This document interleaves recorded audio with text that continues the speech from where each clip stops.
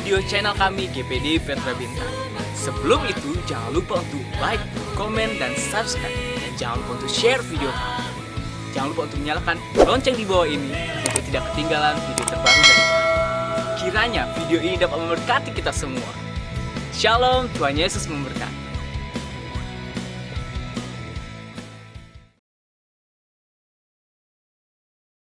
Saudara, apapun yang terjadi di dunia ini menuntut adanya suatu perubahan. Baik itu perubahan kebiasaan kita, perubahan apalagi perubahan hidup kita, perubahan sistem. Saudara lihat sekarang udah banyak berubah. Tuhan sedang membawa sebuah perubahan ini kepada sebuah perubahan yang sejati, yaitu perubahan yang disebut sempurna. Kehidupan kita sedang menuju kepada kesempurnaan itu. Next normal kita adalah kesempurnaan. Itu kesempurnaan. Dan gereja kita sebagai anak-anak Allah sedang dibawa oleh Tuhan melalui perubahan-perubahan yang ada terjadi di dunia ini. Kita nggak bisa diam. Kita harus lebih tingkatkan lagi. Firman Tuhan minggu lalu saya katakan bahwa ditambah kebaikan kepada kebaikan lagi, ditambah kesetiaan kepada kesetiaan lagi, ditambah ketundukan, ketaatan kepada hal-hal yang meningkat. Itu sebabnya perubahan kita menuju pada perubahan yang sejati, yaitu kesempurnaan harus terjadi. Kalau tidak terjadi berarti kita nggak akan berubah. Segala sesuatu yang nggak berubah itu mati. Segala sesuatu yang nggak berubah itu tertinggal. Apatah lagi kita sebagai anak-anak Allah, kalau kita nggak berubah kepada perubahan yang sejati, kita akan tertinggal, kita akan mati, dan kita akan terbuang, dan kita akan terhilang. Itu sebabnya perubahan-perubahan yang terjadi di dunia ini, Tuhan membawa anak-anaknya untuk mengalami perubahan sejati, yaitu kesempurnaan. Katakan amin. Sempurna. Sama seperti Bapamu di surga adalah sempurna. Galatia pasal 3 ayat 26. Mari kita baca sama-sama ayat ini. Galatia 3 ayat 26. Sebab kamu semua adalah anak-anak Allah karena iman di dalam Yesus Kristus. Saudara lihat, kita semua adalah anak-anak Allah karena iman di dalam Kristus Yesus. Kalau kita nggak mempunyai iman di dalam Dia, kita bukan anak.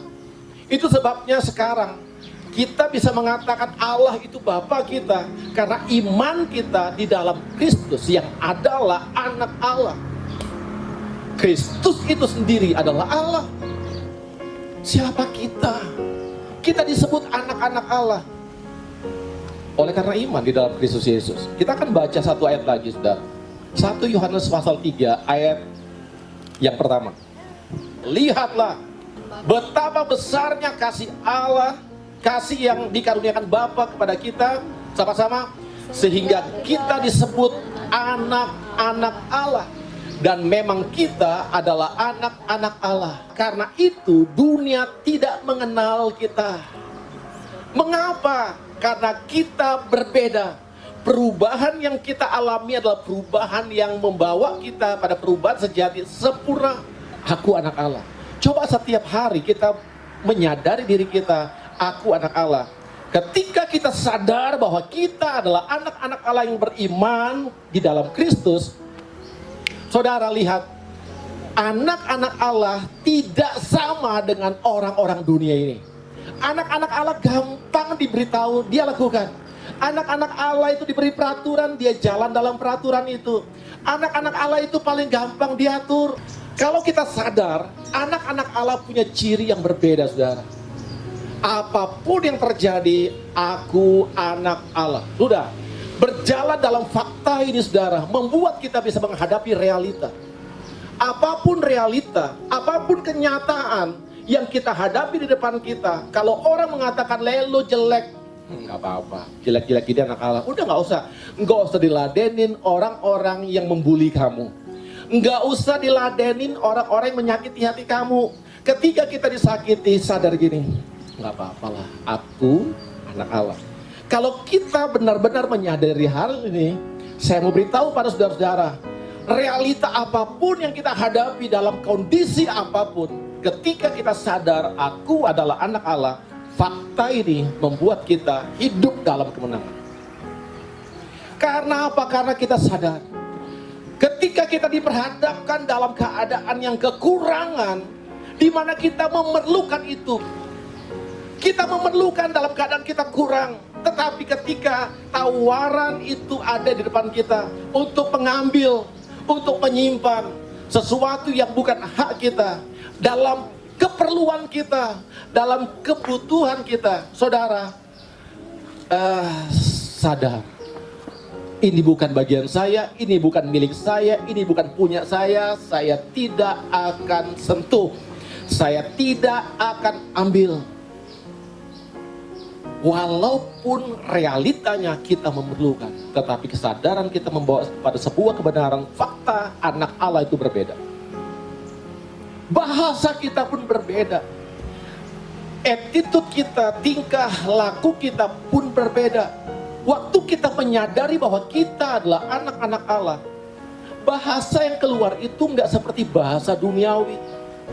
Hati orang itu nggak luka, nggak melukai, nggak menyakiti, apalagi membuli orang. Nggak. Kenapa? Karena sadar setiap hal yang aku lakukan itu harus berkenan kepada Tuhan. Karena kita adalah anak-anak Allah. Kalau kita menyadari bahwa kita adalah anak-anak Allah, saya mau katakan perjalanan kita, perubahan yang kita alami kepada sebuah perubahan sejati, yaitu sempurna. Sadar. Ya, hari ini saudara kita belajar apa yang belum kita sadari. Kebiasaan-kebiasaan kita keseharian, kita masuk pada new normal. Coba lihat, masih ada gak kebiasaan-kebiasaan yang tidak kita sadari? Coba kita renungkan, saya gak bisa tahu satu persatu. Tetapi kalau kita renungkan, masih banyak hal-hal yang kita lakukan di mana kita sedang tidak menyadari bahwa kita adalah anak Allah. Haleluya. Ya saudara, tetapi sekarang, saya ulangi, tetapi sekarang kamu adalah terang. Saudara, perkataan ini hanya disebut oleh satu pribadi yang namanya Yesus. Aku adalah terang dunia. Tetapi saat ini saudara, ayat ini mengatakan sekarang kamu adalah terang. Haleluya. Artinya apa saudara? Hal ini dapat terjadi, kita menjadi sama terang karena hidup di dalam Dia. Ini yang kedua saudara. Bukti bahwa kita adalah anak Allah, kita hidup di dalam Dia. Saudara, menjadi anak Allah gak bisa hidup di luar, tetapi kita harus hidup di dalam Dia. Artinya apa? Terus melihat gambar yang sama, terus hidup dalam kebenaran yang sama, terus memperkatakan perkataan yang sama, terus mempunyai semangat yang sama, terus mempunyai tujuan yang sama. Segala sesuatu yang menggerakkanmu itu adalah kegerakan di dalam Dia. Segala sesuatu untuk kemuliaannya. Hidup di dalam Dia adalah hidup dalam perkenanannya. Hidup di dalam Dia adalah hidup yang memuliakan Dia. Hidup di dalam Dia adalah hidup yang menyenangkan Dia. Dan itulah kehidupan yang sejati, kehidupan yang diinginkan oleh Tuhan. Kamu adalah terang di dalam Tuhan. Bagaimana kamu dapat hidup di dalam Dia? Bagaimana kita bisa hidup di dalam Tuhan? Kita perlu tinggal di dalam Dia supaya kita menjadi terang. Saudara, tandanya kamu sudah terang. 1 Petrus pasal yang pertama ayat yang ke-14 kita baca. Hiduplah sebagai anak-anak yang taat dan jangan turuti hawa nafsu yang menguasai kamu pada waktu kebodohan. Dulu kegelapan, sekarang udah beda.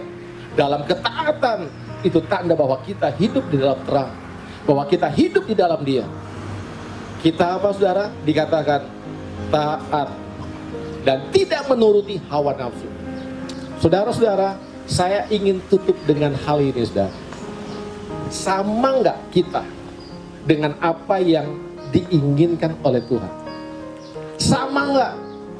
Kalau sama berarti kita taat pada firman Tuhan.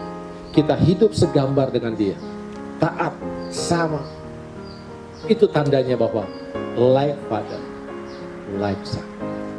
Seperti Bapaknya, sama persis dia. Saudara, ini firman Tuhan. Bagaimana bisa menjadi sempurna sama seperti Bapa di surga adalah sempurna? Bisa. Taat, lakukan semua kebenaran firman Tuhan, kita disebut adalah anak-anak Allah. Kiranya Tuhan memberkati kita. Melalui firman Tuhan yang kita dengar, kita harus dan siap menghadapi tantangan dunia ini. Kita siap menghadapi sebuah perubahan baru, di mana new normal membawa sebuah perubahan sejati kepada kita, yaitu kesempurnaan. Kiranya Tuhan memberkati kita. Amin.